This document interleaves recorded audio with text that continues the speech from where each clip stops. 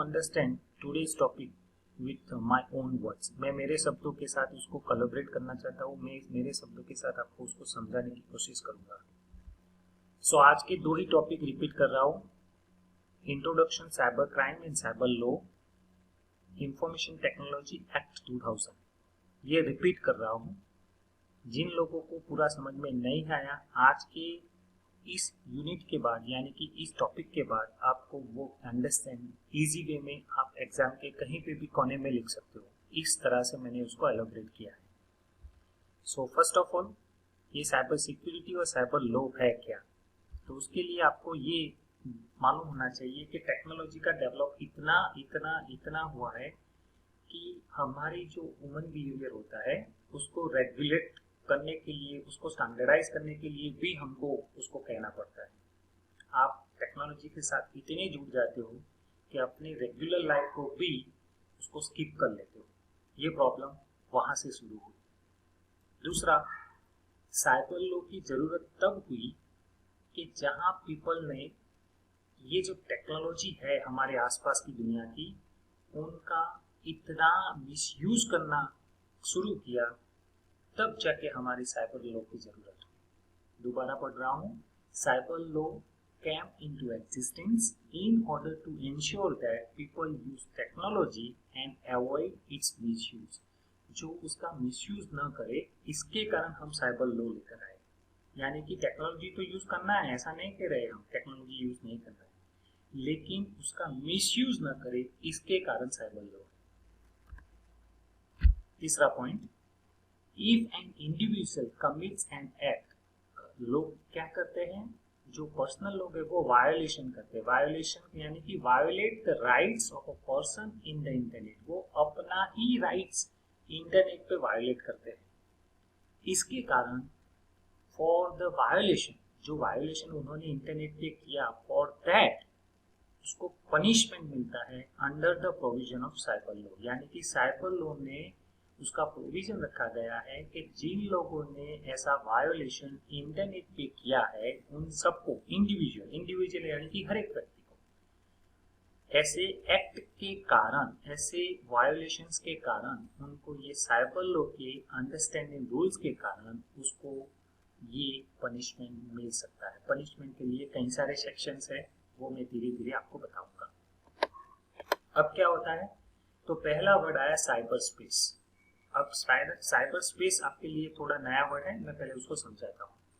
Cyber space एक ऐसी imaginary दुनिया है, इमेजिनरी एनवायरनमेंट, आपने लॉजिकल एनवायरनमेंट क्रिएट किया है कि जहाँ सब पीपल यानी कि ऑल लोग communicate over the computer network. जैसे कि अभी हम इमेजिनरी एनवायरनमेंट में आप और मैं एक कंप्यूटर नेटवर्क के साथ जुड़े हैं और हम सेशन ऑनलाइन कर रहे हैं।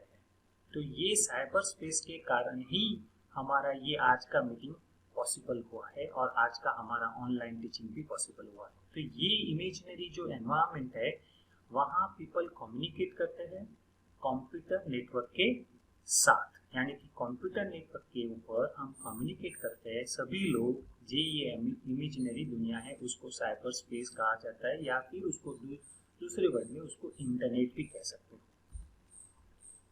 फ्रॉम द साइबर स्पेस, यानी कि जब से साइबर स्पेस आया है, completely different from physical world. यानी कि आप जो रेगुलर लाइफ में जैसे जी रहे थे, जिस तरह से कम्युनिकेशन कर रहे थे, जिस तरह से आपके लॉ लगाए जाते थे, वो traditional law it's not possible to applicate on cyber space. यानी कि जो आपके ट्रेडिशनल लॉ है, जो आप ट्रेडिशनल एक्टिविटीज करते हो, यानी कि नॉर्मल रेगुलर लाइफ में आपने ऐसा एक्ट किया जहाँ पे लोग लग सकता है, वैसे लोग ये इंटरनेट पे दुनिया पे कि जो अगर आप एक्ट करोगे तो वो लोग इसके साथ एप्लीकेबल नहीं है।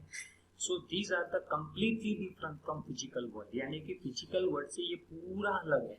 इसके कारण उसका साइबर लॉ की जरूरत हुई। In order to provide cyber security to user, यानी कि जो लोग साइबर का यूज करें, यानी कि ये साइबर स्पेस में जितने लोग हैं, फॉर एग्जांपल मैं अभी हूँ और आप सब हो, ये यूजर, उनकी सिक्योरिटी, यानी कि जो साइबर पे जितने लोग एक्सेस कर रहे हैं एनवायरनमेंट का, उसकी सिक्योरिटी के कारण the government introduce several cyber law, यानी कि गवर्नमेंट ने ये जो साइबर हमारा स्पेस चल रहा है, दुनिया चल रही है, जिसके इंटरनेट पे हम जी रहे हैं, वो सभी यूजर्स को प्रोटेक्शन मिले, उसको सही मायने में उनका सिक्योरिटी हो, उसके कारण गवर्नमेंट ने कई सारे साइबर लॉ लेकर आए। अब ये साइबर लॉ क्या करता है? When the internet was designed and developed, यानी कि इंटरनेट से कई सारे वर्षों से पहले आया, तो ये जो इंटरनेट आया उसका डिजाइन हुआ, तो डेवलपर ने ऐसा नहीं सोचा था कि it would be a potential growing, इतना बड़ा हो जाएगा, ऐसा सोचा भी नहीं था। इंटरनेट की शुरुआत सिर्फ और सिर्फ एक सिंपल मैसेज से हुई, जिसको हम ARPANET कहते हैं, एडवांस रिसर्च प्रोजेक्ट एजेंसी, और वो भी DARPA से, यानी कि department of defence, DOD, America के अंदर ये शुरुआत हुई थी, सिंपल एक मैसेज के कारण वहां से नेटवर्क की शुरुआत हुई। अब ये नेटवर्क छोटा छोटा छोटा करके बड़ा इतना हो गया कि peoples are not thinking, people के ऐसे आइडिया ही नहीं लगाया था कि ये इतना बड़ा हो जाएगा। अब बड़ा होने से क्या हुआ, वो तो आपको मालूम हो गया कि ये ऐसी इमेजिनरी दुनिया है कि सब लोग वहां से ही कम्युनिकेट करते हैं, और ये ऐसे लोग ऐसे ऐसे काम करते हैं इस दुनिया में, इमेजिनरी दुनिया में, कि जिसकी लॉ हम ट्रेडिशनल लॉ उस पर नहीं लगा सकते। Traditional law are different and cyber law are different. तो इसके कारण गवर्नमेंट ने ऐसा सोचा कि जो लोग साइबर स्पेस की यूज कर रहे हैं उनको प्रोटेक्शन मिले, इसके कारण साइबर लॉ लेकर आए। अब today many peoples are using the internet, कई सारे लोग हैं जैसे कि हम और तुम हो, वो भी हम इंटरनेट यूज कर रहे हैं, बट याद रखना, for illegal and immoral activity which needs to regulations. अगर किसी पीपल ने, अगर किसी लोगों ने इलीगल और इमोरल एक्टिविटीज की है, तो उनको रेगुलेट करना चाहिए, उनको कंट्रोल में रखना चाहिए, उनको अपने दायरे में रहने की रिक्वेस्ट करनी चाहिए, या फिर उनको कंट्रोल में आना चाहिए, चाहे बाय लॉ करो या फिर बाय रिक्वेस्ट करो। इन द साइबर स्पेस, यानी कि इसी दुनिया में लोग क्या करते हैं? Money laundering, identity of theft, terrorism, और need tough law to enhance cyber security, यानी कि ये जो साइबर सिक्योरिटी में, यानी कि जो साइबर पे हम जितना एक्टिविटीज करते हैं, तो लोग कई सारे उसको मनी लॉन्ड्रिंग बनाकर किसी को चीट करते हैं, कभी कभी वो अपनी आइडेंटिटी छुपाते हैं और लोग यूज कर जाते हैं, कभी कभी उसको टेररिज्म का यूज करते हैं। आपको मालूम ना हो तो terrorist are used onion browser for his or her activities. अगर आपको मालूम ना हो तो याद रखना, onion is one of the browser which used by the terrorist for black kinds of activities. और ये जो एक्टिविटीज कई सारे लोग कर रहे हैं, जिसको हम इलीगल कह सकते हैं और इमोरल कह सकते हैं, जो कंट्रोल में लाने के लिए हमको टफ लॉ इन्हांस करने पड़ते हैं, ये सिक्योरिटी के पर्पस। अब क्या हुआ? Additionally many technology qualified criminal like hackers interferes with the internet account through the domain name server, IP address और फिशिंग। हम कई सारे लोगों को आइडेंटिफाई कर सकते हैं, बट कई सारे लोग उसको अनऑथोराइज एक्सेस करते हैं और हमारी सिस्टम का डेटा चुरा ले जाते हैं, जैसे कि हैकर्स है, क्रैकर्स है, और अनऑथोराइज पीपल भी है। सो कभी कभी फिशिंग के बारे में कह सकते हो, डोमेन नेम सर्वर के बारे में, डुप्लीकेट आईपी एड्रेस के बारे में, फेक आईडी के बारे में, ये सब कुछ ये इलीगल एक्टिविटीज में आ जाता है और इमोरल एक्टिविटीज में आ जाता है। सो क्या हुआ? Cyber law encapsulate legal issue, ऐसे कई सारे इश्यू को उन्होंने एनकैप्सुलेट किया। इनकैप्सुलेट करना यानी कि कलेक्टेड, एड टूगेदर किया, और रिलेटेड टू, ये जो जितने भी इश्यू है, जो कौन से इश्यू है? Related to use of communicating, आपने बात करने के लिए, ट्रांजेक्शनल, आपने व्यवहार करने के लिए, डिस्ट्रीब्यूटिव यानी कि आदान प्रदान करने के लिए नेटवर्क का, इंफॉर्मेशन टेक्नोलॉजी का और डिवाइस का यूज किया जो इंटरनेट से चलता है, तब जाके आपका साइबर लॉ उस पे लगता है। याद रखना, एनी काइंड ऑफ बातचीत, एनी काइंड ऑफ व्यवहार और एनी काइंड ऑफ आदान प्रदान जो आपने नेटवर्क, इंफॉर्मेशन टेक्नोलॉजी और डिवाइस से किया है, वो ही साइबर लॉ में कंसिडर किया जाता है। It is not as distinct as property law, यानी कि आपके घर पे आपकी प्रॉपर्टी पे जो लगता है वो लॉ इस पे नहीं लगता, याद रखना। लेकिन ये इससे जुदा भी नहीं है, क्योंकि वो भी एक प्रॉपर्टी है जो ऑनलाइन है, और आपके पास फिजिकली जो प्रॉपर्टी है वो भी एक प्रॉपर्टी है। दोनों का लॉ डिफरेंट है, सेम नहीं है, याद रखना। So it covers many areas the laws and regulation. इसके कारण कई सारे लॉज बनाने पड़े और कई सारे रेगुलरिटी कमिटी भी क्रिएट करनी पड़ी। ये है साइबर सिक्योरिटी और साइबर लॉ। सो क्या किया उन्होंने, इन अ साइबर लॉ एनकम्पासेस, यानी कि इकट्ठा किया, क्या इकट्ठा किया, लीगल आ गया, स्टैट्यूटरी आ गया और कॉन्स्टिट्यूशनल प्रोविजन एक साथ जो कंप्यूटर और नेटवर्क के साथ इफेक्ट कर रहे हो सबको मिला दिया। याद रखना, in a cyber law there are number of laws for legal, number of laws for statutory, number of laws for constitutional provision. ये सब इकट्ठा करके उन्होंने साइबर लॉ बनाए जो कंप्यूटर और नेटवर्क के साथ जुड़े हुए हैं। अब ये जो साइबर लॉ है वो जेनरिक टर्म है, जेनरिक टर्म यानी कि सिंपल टर्म है, लेकिन क्या ध्यान में रखता है, याद रखना, all the legal and regulate expect of internet, यानी कि अगर आपने लीगल और रेगुलेट एक्सपेक्ट में इंटरनेट का यूज किया है तो ही ये साइबर लॉ में आ सकता है।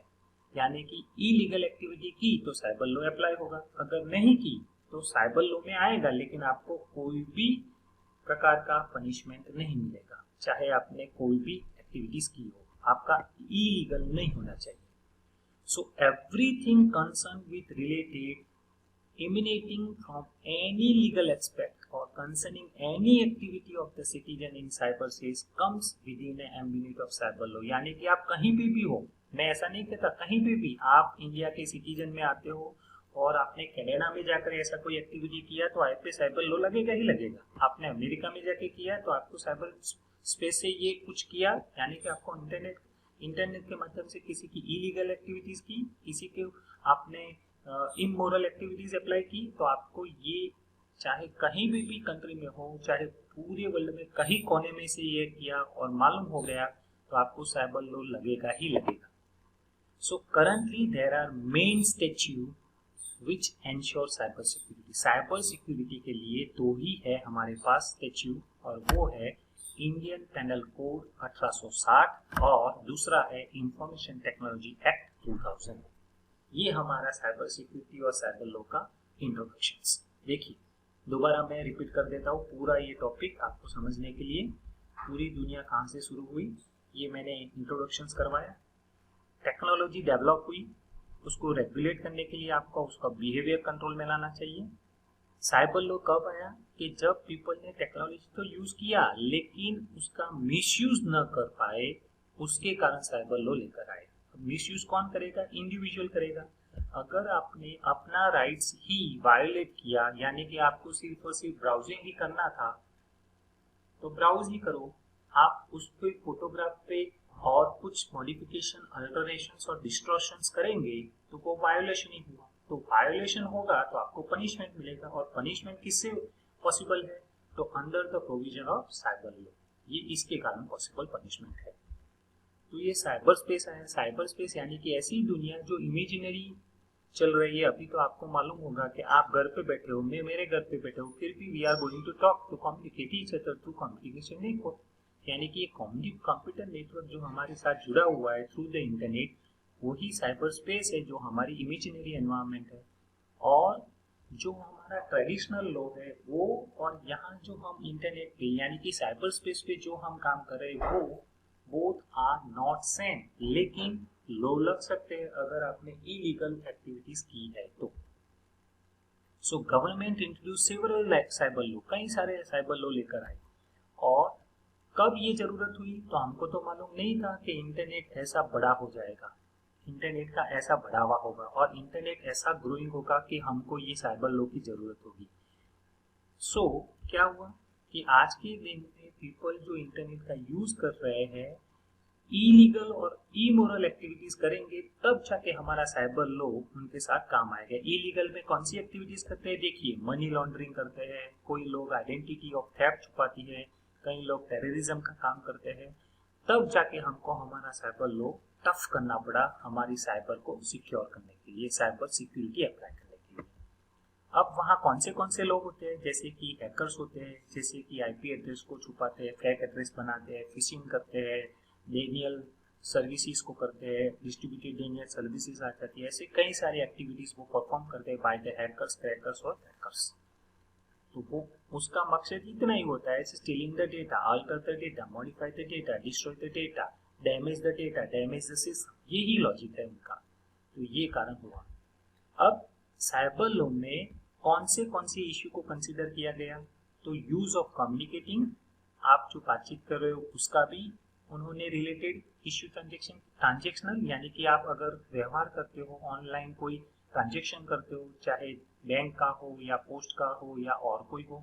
डिस्ट्रीब्यूटिव यानी कि किसी को आप बेच रहे हो या सेल कर रहे हो, यानी कि उसको आप आदान प्रदान कर रहे हो। तो ये सभी प्रकार का जो इश्यू आते हैं एनकैप्सुलेट, वो सभी नेटवर्क से जुड़े हुए हो, अगर इंटरनेट से जुड़े हुए हैं तो साइबर लॉ उस पर लगेगा ही लगेगा।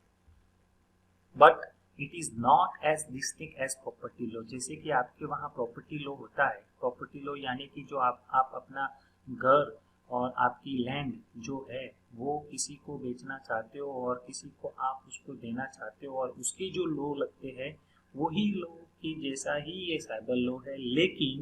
लेकिन यहाँ कई सारे एरियाज को कवर किया गया है, जैसे कि लीगल, स्टैट्यूटरी और कॉन्स्टिट्यूशनल। ये तीन चीज आ जाती है, लीगल, स्टैट्यूटरी एंड कॉन्स्टिट्यूशनल। ऐसे प्रोविजन इस साइबर लॉ के अंदर मिलाए गए हैं, इकट्ठा किए गए हैं, जो अफेक्ट करते हैं हमारे कंप्यूटर को या नेटवर्क को। अब ये जेनरिक टर्म है जिसके हम वही ध्यान रखते हैं कि जितना भी एक्टिविटी आप कहीं कोने में से करो, कहीं कोने में से अगर किसी भी ऐसी इलीगल एक्टिविटी या इमोरल एक्टिविटी आपने इंटरनेट से के यूज किया है, तो आपको उसी देश का साइबर लॉ लगेगा जिस देश का आपको सिटीजन है। और ऐसे दो ही स्टैच्यू बनाए गए, और वो है इंडियन पेनल कोड 1860 और दूसरा है the information technology act 2000। So I hope you are understand where Information Technology Act comes. अब इसको आगे बढ़ाते हैं। तो हमारे साथ दो स्टैच्यू आ गए, statue number 1 Indian panel code 1860 and दूसरा information technology act 2000। Now let us understand information tax act 2000, इससे हम आगे बढ़ेंगे। तो अब ये आया, अब सर ये क्यों आया उसके बारे में बात करेंगे। इंफॉर्मेशन टेक्नोलॉजी एक्ट 2000, जिसको शॉर्ट फॉर्म में ITA 2000 कहा जाता है और IT एक्ट भी कहा जाता है, वो 17 अक्टूबर 2000 में उसको नोटिफाई किया गया। याद रखना, 17 अक्टूबर 2000 में उसको नोटिफाई किया गया। It is the law that deals with cyber crime और इलेक्ट्रॉनिक कॉमर्स इन इंडिया, यानी कि ई कॉमर्स पे जुड़े हुए सभी डील्स और साइबर क्राइम्स के जुड़े हुए सभी डील्स को इसमें मेंशन किए गए हैं। यानी कि IT एक्ट 2000 ऐसा लॉ है जो हमारे साइबर क्राइम के साथ जुड़े हुए या इलेक्ट्रॉनिक कॉमर्स के साथ जुड़े हुए इंडिया के ही ट्रांजैक्शन, इंडिया के ही कम्युनिकेशन और इंडिया के ही डिस्ट्रीब्यूटेड वर्क को कंसीडर किया जाता है। सो इन 1996, याद रखना, ये जो 1996 में यूनाइटेड नेशन कमीशन ने ऑन इंटरनेशनल ट्रेड लॉ यानी कि UNCITRAL ऐसा मॉडल एडॉप्ट किया लॉ का, जहां पे ई कॉमर्स का जितना भी लॉ हो वो पूरे वर्ल्ड में यूनिफॉर्मिटी हो, एक ही हो, पूरे विश्व की सभी दुनिया में, पूरे विश्व की सभी देशों में। यानी कि यूनाइटेड नेशन ने ऐसा एक मॉडल प्रस्तावित किया सब देशों के सामने उसी मीटिंग में, यानी कि 96 में सब देशों के सामने ऐसा रखा कि जितना भी ई कॉमर्स चल रहा है, ऑनलाइन ट्रांजेक्शन बन रहे हैं, ऑनलाइन इंटरनेट से जो लोग सेल और परचेज कर रहे हैं, सबके लिए एक यूनिफॉर्मिटी लॉ होना चाहिए जो सब देशों में लागू किया जाए। ऐसा एक मॉडल उन्होंने अडॉप्ट किया यूनाइटेड नेशन कमीशन ने 96 में। अब वो क्या हुआ, वो जनरल असेंबली में यूनाइटेड नेशन ने ऐसा रिकमेंडेड किया था कि all country must consider this model for making changes in their own law, यानी कि अगर आप ऐसे लॉ बनाना चाहते हो तो पहले आपको ये लॉ वहां यूज करना चाहिए, और अगर ये लॉ में अगर आप कोई लॉ मेंशन करना चाहते हो तो कर सकते हो, लेकिन इस लॉ के सभी इंफॉर्मेशंस आपको वहां कंसीडर करनी चाहिए, ऐसा उन्होंने रिकमेंड किया। अब रिकमेंडेड तो यूनाइटेड नेशंस की कमीशन ने कर दिया था, अब क्या हुआ, तो सभी देशों ने उसको कंसीडर करने के लिए आगे बढ़ाया। तो India is the one of the country जो 12th कंट्री में से, यानी कि जो 12, इससे पहले 11 लोग थे, 11 देश थे, 12वें नंबर पे कंट्री ने हमारा साइबर लॉ एनेबल कर दिया, यानी कि यूनाइटेड नेशन ने 96 में बोला, इसके बाद 11 लोगों ने, 11 देशों ने ऐसा साइबर लॉ बना चुके, और इसके बाद 12वें नंबर पे हमारे इंडिया ने ऐसा साइबर लॉ लगाया, साइबर लॉ पास किया, और उसका नाम रख दिया इंफॉर्मेशन टेक्नोलॉजी एक्ट 2000। याद रखना 12वें नंबर पे हमारी कंट्री थी जब ये साइबर लॉ एक्टिवेट किया, अप्लाई करने को बोला। सर तो पहले किसी ने ट्राई किया था? Yes. While the first draft was created by Ministry of Commerce, Government of India, उन्होंने ऐसा नाम का एक्ट बनाया था जिसका नाम था ई कॉमर्स एक्ट 1998 में। देखो 96 में यूनाइटेड नेशन ने सिर्फ और सिर्फ उसका मॉडल एडॉप्ट किया, 98 में हमारे देश ने मिनिस्ट्री ऑफ कॉमर्स ने, यानी कि गवर्नमेंट ऑफ इंडिया ने ई कॉमर्स एक्ट बना ही दिया था, लेकिन दैट वॉज रीड्राफ्टेड, यानी कि वो दोबारा रीड्राफ्टेड किया गया और उसका नाम रखा गया इंफॉर्मेशन टेक्नोलॉजी बिल 99 में, और उसको पास किया गया मई 2000। देखिए कितने टाइम लगता है किसी भी नए लॉ को लाने के लिए, मिनिमम कितना टाइम लगा, देखिए 4 बरस मिनिमम हो गए। 96 में यूनाइटेड नेशन कमीशन ने उसको रेकमेंडेड किया कि सभी देशों को ऐसे लॉ लाने चाहिए जो हमारा ई कॉमर्स चल रहा है उसी प्रकार से। फर्स्ट ड्राफ्ट हमारे 98 में किया, 2 बरस के बाद मिनिस्ट्री ऑफ कॉमर्स ने, गवर्नमेंट ऑफ इंडिया ने ई कॉमर्स एक्ट ला दिया था, उसका ड्राफ्ट हो गया था, उसको रीड्राफ्ट किया गया, यानी कि दूसरी बार मॉडिफाइड करने को बोला, उनको मॉडिफाई करने के बाद इंफॉर्मेशन टेक्नोलॉजी बिल 99 में रेडी हो गया और उसको पास किया गया मई 2000 में। देखिए ये यहाँ से, और मैंने आपको बताया था 17 अक्टूबर 2000 में भी उसको पास किया गया, यहाँ नाम था इंफॉर्मेशन टेक्नोलॉजी, और इसके बाद आईटी एक्ट 2000 वाला भी पास हुआ था। ये थोड़ी हिस्ट्री थी।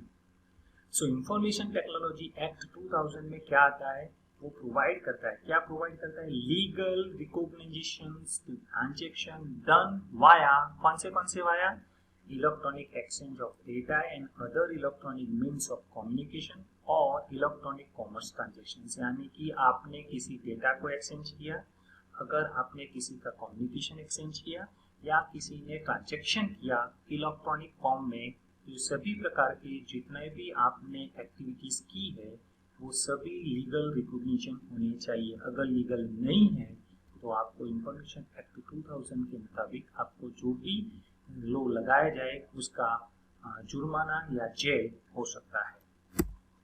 So this is also involve the use of alternative paper-based method of communications and information storage to facilitating the electronic flowing of data। यानी कि पहले हम क्या करते थे, किसी जगह पे जाते थे तो वहाँ हम पेपर बेस्ड मेथड यूज करते थे, मुझे ये चाहिए, मुझे वो चाहिए, आप उसका बिल वगैरह बनाकर लेते थे, वो बिल बनाकर देता था, आप उसको पैसे देते थे, वो पैसे आपको एक्सचेंज करके दे देता था। लेकिन यही चीज ऑनलाइन पे आई तो उसको अल्टरनेटिव मेथड कहा जाता है। अल्टरनेटिव यानी कि दूसरा प्रकार। अल्टरनेटिव में क्या हुआ, पेपर बेस्ड मेथड जो थी उसकी जगह पेपरलेस आ गया, जो आप पेपर बेस पे कम्युनिकेशन कर रहे थे वो ऑनलाइन हो गया, जो आप वहां पे पेपर पे लिख रहे थे वो इंफॉर्मेशन ऑनलाइन स्टोर हो गई, यानी कि इलेक्ट्रॉनिक फॉर्म में हो गई, और उसका डेटा भी फिलिंग हो रहा था, और कई सारे गवर्नमेंट एजेंसी ने उसके साथ इस पर्टिकुलर चीज को आगे बढ़ाया। अब देखो आगे क्या हुआ, ऐसा नहीं था कि हमारे यहाँ एक्ट नहीं थे, कई सारे एक्ट थे। देखो further this act amended Indian panel code 1860। देखिए इंडियन पेनल कोड 1860 है हमारे पास। दूसरा बनाया Indian evidence act 1872, bankers book evidence act 1891 और reserve bank of India act 1934। देखो चार चार प्रकार के जैसे जैसे एक्ट बनाए गए जरूरत हुई तब, वो सभी प्रकार के कोड में से अच्छा पॉइंट जो खास करके इंफॉर्मेशन एक्ट के साथ जोड़ सकते हो, उसी सभी प्रकार को डिराइव किया गया। इंडियन पेनल कोड में से डिराइव किया गया, इंडियन एविडेंस एक्ट से भी डिराइव किया गया, बैंकर्स बुक्स एविडेंस से भी डिराइव किया गया और रिजर्व बैंक ऑफ इंडिया के एक्ट में से भी डिराइव किया गया और वो उसका ऑब्जेक्टिव बनाया गया। अब ऑब्जेक्टिव में पहला ऑब्जेक्टिव क्या बनाया, देखिए आईटी एक्ट 2000 का ऑब्जेक्टिव क्या था। पहला ऑब्जेक्टिव ये था, grant legal recognitions to all transaction done via electronic exchange of data. Grant किए जाए जिन्होंने लीगल ट्रांजैक्शन किया है। लीगल किया है तो आईटी एक्ट लगेगा, लेकिन ग्रांट करो जो लीगल रिकॉग्निशन ट्रांजैक्शन करते हैं, उसको कुछ भी मत करो जो प्रॉपरली ट्रांजैक्शन करते हैं। इलीगल ना करे तो उसको कुछ नहीं लगेगा, लेकिन इलीगल किया तो उसको ये एक्ट लगेगा ही लगेगा। यानी कि ऑब्जेक्टिव पहला ये था आईटी एक्ट का, grant legal recognitions to all the transaction done via electronic exchange of data. दूसरा, give legal recognitions to digital signature for authentication of any information। यानी कि ऐसा भी लीगल रिकॉग्नाइज करो कि डिजिटल सिग्नेचर के साथ किसी ने ऑथेंटिकेट किया हो अपना इंफॉर्मेशन, तो उसको भी लीगल करना चाहिए। जैसे कि अभी आप घर पे बैठे बैठे अटेंड कर रहे हो तो हम लीगली काउंट करते हैं अपना अटेंडेंस, क्योंकि आप बैठे हो, वही हमारा प्रेजेंट है। Next, facilitate the electronic filing document with government agency और डिपार्टमेंट। यानी कि ऐसी फैसिलिटी भी दो इलेक्ट्रॉनिक फिलिंग डॉक्यूमेंट के लिए गवर्नमेंट एजेंसी। अगर आपको इलेक्ट्रॉनिक चीज को बढ़ावा देना है तो आपको फैसिलिटी भी देनी चाहिए। जैसे कि गवर्नमेंट ने जीएसटी एक्ट लागू किया तो कई सारे उन्होंने जीएसटी डिपार्टमेंट भी क्रिएट किए और सबको फिलअप करने के लिए, सबको उसको हेल्प करने के लिए उन्होंने डिपार्टमेंट भी बनाए, जहाँ से वो वेरीफाई कर सके, जीएसटी को रिकवर कर सके, जीएसटी का फिलअप कर सके। वैसे ही कई सारे डिपार्टमेंट के हेड भी बनाए गए जो आपको ऑनलाइन, कस्टमर केयर जैसे डिपार्टमेंट बनाए गए जहाँ पे जीएसटी का डॉक्यूमेंट्स फिलअप कर सके सभी छोटे छोटे बिजनेसमैन और पर्सन्स भी। तो ये है उनका डिपार्टमेंट जो उनको फैसिलिटेट भी करना चाहिए। आईटी एक्ट बनाने से कुछ नहीं होगा, उसको फैसिलिटी भी देनी चाहिए। तो ये भी उनका ऑब्जेक्टिव था। और ऑब्जेक्टिव ये था कि facilitate the electronic storage of data, यानी कि ऐसा भी फैसिलिटेट करना चाहिए कि इलेक्ट्रॉनिक डेटा स्टोरेज जो है उसको लीगल काउंट करो। अगर इलीगल है तो बाद में जो भी होता है वो देखिए। Give legal sections and also facilitate electronic transfer of fund, यानी कि एक जगह से दूसरी जगह अगर फंड ट्रांसफर करते हो जैसे कि बैंक में और फाइनेंशियल इंस्टीट्यूट में, तो वो भी एक लीगल सेक्शन कीजिए। जैसे कि आपके पापा और मम्मी अगर रिटायर्ड होते हो तो उसके पीपीएफ के अकाउंट में से आपका फंड आपके बैंक अकाउंट में ट्रांसफर किया जाता है, तो उसको भी लीगल किया गया। क्यों लीगल किया गया? इसके एक्ट के मुताबिक उसको भी आप ट्रांसफर कीजिए। तो ये भी सारे जो ट्रांजेक्शन्स हुए हैं वो सबको लीगल कीजिए। उसका ऑब्जेक्टिव लीगल करना। अगर लीगल नहीं है तो उसको साइबर लॉ लगेगा।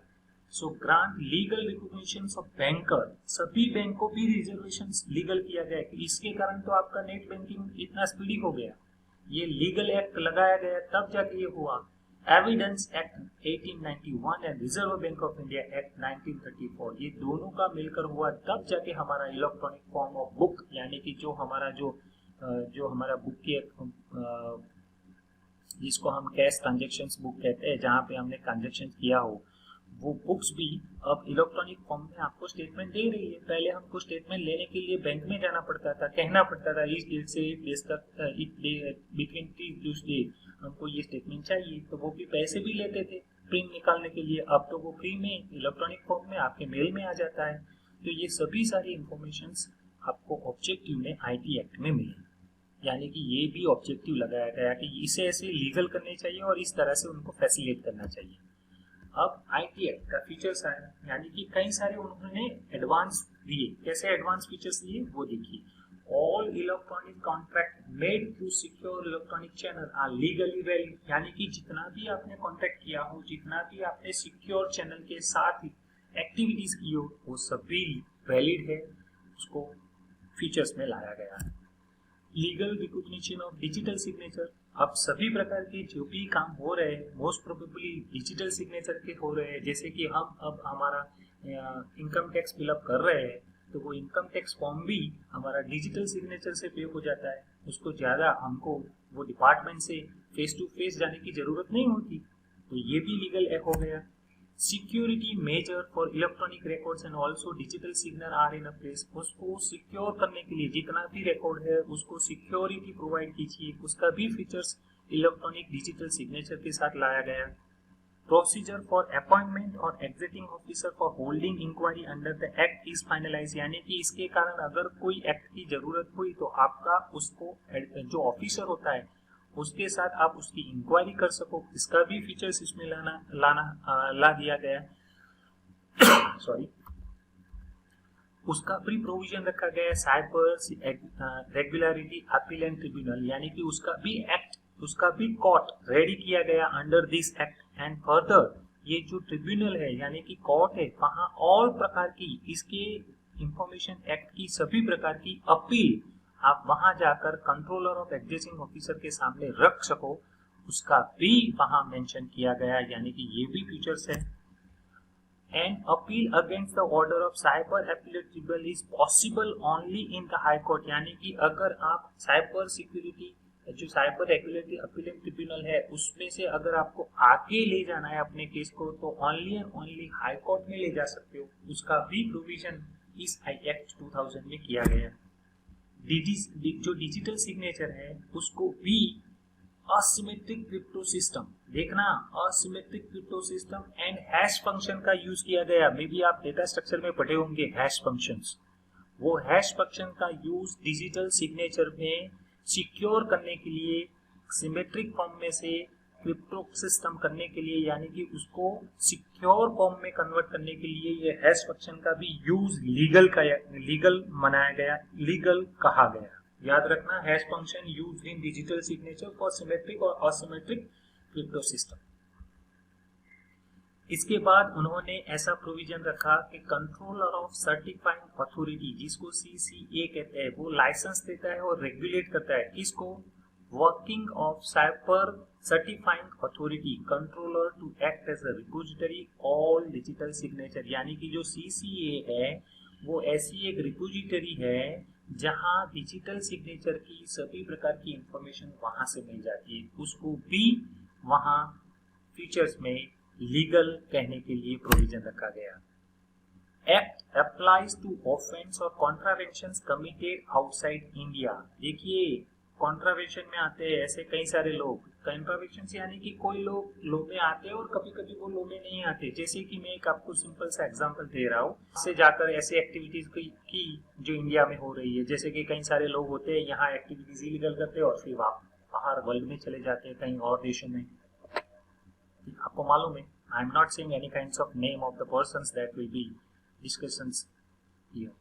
सीनियर पुलिस ऑफिसर, देखिए कौन आ सकता है, देखिए ये बहुत बहुत बहुत इंपॉर्टेंट चीज आ गई। सीनियर पुलिस ऑफिसर, अगर आपने IT एक्ट के मुताबिक कोई भी इलीगल एक्टिविटीज की है और आपको कोई भी पर्सन आके कहता है कि I am hands up, no it's not possible.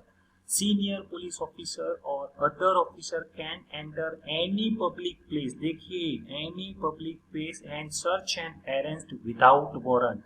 IT act 2000 के कारण किसी पर्सन को, सीनियर पुलिस ऑफिसर और उसके ऊपर ग्रेडेड वाले ऑफिसर आपको किसी भी पब्लिक प्लेस में से सर्च कर सकते हैं, अरेस्ट कर सकते हैं विदाउट एनी वारंट। ये भी IT एक्ट 2000 का एक रूल्स है, प्रोविजन है। Provision for the constitutions of cyber regulation advisory committee, देखो ये भी वहाँ फीचर्स है IT एक्ट 2000 में कि आप एक ऐसी कमिटी बनाओ जो सेंट्रल गवर्नमेंट और कंट्रोलर को एडवाइज कर सके कि such a rules will be outdated and such a rule should be adopted for the new technology or for the new communications area। तो उसके कारण साइबर रेगुलरिटी एडवाइजरी कमिटी आई। देखो tribunal उसको कोर्ट कहा जाता है और रेगुलर एडवाइजरी कमिटी उसको एक ऐसी कॉन्स्टिट्यूशन कमिटी है जहाँ पे ऐसे कई सारे रूल्स को अपडेट करने के लिए कमिटी बनाई गई। दोनों का डिफरेंस आप दिमाग में रख दीजिए। Tribunal it's a court and advisory committee it's a kind of committee which provides advice to central government and controller of the IT act.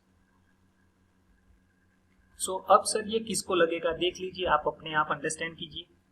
Applicable IT act 2000 कहाँ एप्लीकेबल है, देखिए, according to sections 1 of 2 the act extend to entire country which is also include Jammu and Kashmir. देख लीजिए, ये section 1 of 2 के मुताबिक ये act Jammu Kashmir को भी लग सकता है।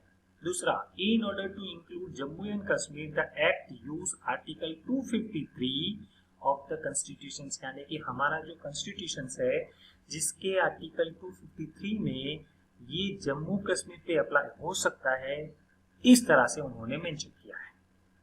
Further it does not take citizenship into account, यानी कि अगर आप पे ऐसा केस हुआ है तो आप ऐसा नहीं कह सकते कि मैं इसका देश का सिटीजनशिप मुझे मिल गया, ये नहीं है। आप उस पर आईटी एक्ट लगा सकते हो, लेकिन इससे कारण आप उसका सिटीजनशिप मिल जाता है ऐसा भी नहीं कह सकते। And provide extra territorial jurisdictions, और इसके अलावा आपको और भी कई सारे जुरिडिक्शन में जाना पड़ता है। सो यहाँ एप्लीकेबल होता है। देखिए आईटी एक्ट 2000 कहाँ एप्लीकेबल है, मैंने बोला था पूरे देश में एक्ट पॉसिबल है, इवन जम्मू एंड कश्मीर, लेकिन जम्मू एंड कश्मीर में जब ये लगाते हैं तब article 253 of constitution of India का यूज करते हैं। और section 1 of 2 along with section 75 उसके अंदर ये स्पेसिफाई गया है कि एनी कॉन्ट्रावेशंस हो आउटसाइड इंडिया फिर भी ये आईटी एक्ट उस पर लगेगा। देखिए मैंने ये भी बात बताई आपको, अगर किसी ने ऑफेंस किया हो चाहे आउटसाइड इंडिया हो फिर भी ये आईटी एक्ट 2000 लगेगा, क्योंकि उसका सिटीजनशिप इंडिया का है। If the conduct of person constituting the offense involving a computer or computerized system or network located India, यानी कि अगर किसी पर्सन का कंप्यूटर सिस्टम और नेटवर्क इंडिया के अंदर है, irrespective for his or her in nationality, उसके नेशनलिटी पे जाना भी नहीं है, फिर भी a person is punishable under this act, यानी कि आपका पीसी, आपका कंप्यूटराइज सिस्टम, आपका नेटवर्क जो इंडिया में है, अगर इंडिया से उनका इलीगल एक्टिविटी उसी सिस्टम के साथ हुआ है, चाहे आप बाहर के हो, फिर भी ये एक्ट आप पे लग सकता है। वो यहाँ नेशनलिटी ध्यान में नहीं रखते और आपको ये एक्ट लगेगा ही लगेगा। सो ये एप्लीकेबल। अब सर कहाँ एप्लीकेबल नहीं है, where IT act 2000 is not applicable. तो एप्लीकेबल कहाँ नहीं है, देखिए according to sections 1 of 4 information technology act is not applicable. कौन से डॉक्यूमेंट पे एप्लीकेबल नहीं है? Number 1, executions of negotiable instrumental under the negotiable instrument act 1881 except cheque. Cheque के अलावा जितने भी डॉक्यूमेंट है जिसको नेगोशिएट किया गया है इंस्ट्रूमेंटल एक्ट में, उस पे ये आईटी एक्ट नहीं लग सकता। चेक के अलावा देखिए, एक्सेप्ट चेक, चेक के अलावा सभी चीज जो नेगोशिएशन किए गए हैं, नेगोशिएशन एक्ट में मेंशन किए गए, उन पे नहीं लग, कई सारे हैं, सो उसको अभी मैं मेंशन नहीं कर रहा हूँ क्योंकि उसका भी एक घंटा और लग सकता है। दूसरा, executions of power of attorney under the power of attorney act 1882, यानी कि जो हमारे पावर ऑफ अटर्नी किसको कहते हैं, मैं थोड़ा एलोबरेट कर दूं। फॉर एग्जांपल, मेरा घर आज बेचना है और किसी को सामने वाले को लेना है।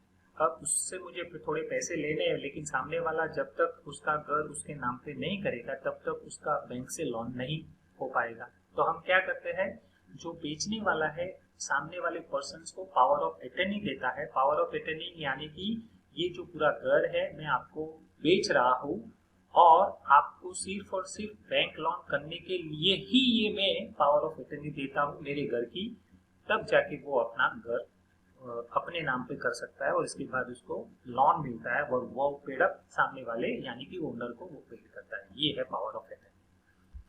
सो यहाँ आपका एप्लीकेबल नहीं है, याद रखना, पावर ऑफ अटर्नी पे ये आपको आईटी एक्ट 2000 एप्लीकेबल नहीं है। दूसरा, किसी ने ऐसा ट्रस्ट बनाया हो जो ट्रस्ट इंडियन ट्रस्ट एक्ट के मुताबिक 1882 में बनाया गया हो, तो उस पे भी ये नॉट एप्लीकेबल है।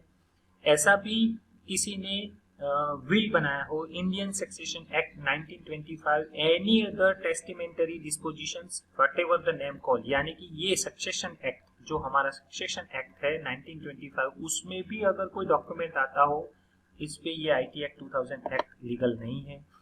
Entering into contract for a sale convenience for immovable property, जो इमूवेबल है, याद रखना इमूवेबल यानी कि उसको हम हटा नहीं सकते, ऐसी प्रॉपर्टी पे ये भी आईटी एक्ट 2000 नहीं लगेगा। Any such class of document or transactional as may be notified by the central government of India in the gazette, यानी कि गैजेट में दर्शाए गए सेंट्रल गवर्नमेंट की नोटिफिकेशन को आप कहीं पे भी आईटी एक्ट 2000 में नहीं ला सकते। तो ऐसे कई सारे एप्लीकेबल एरिया भी है और कई सारे नॉन एप्लीकेबल एरिया भी है।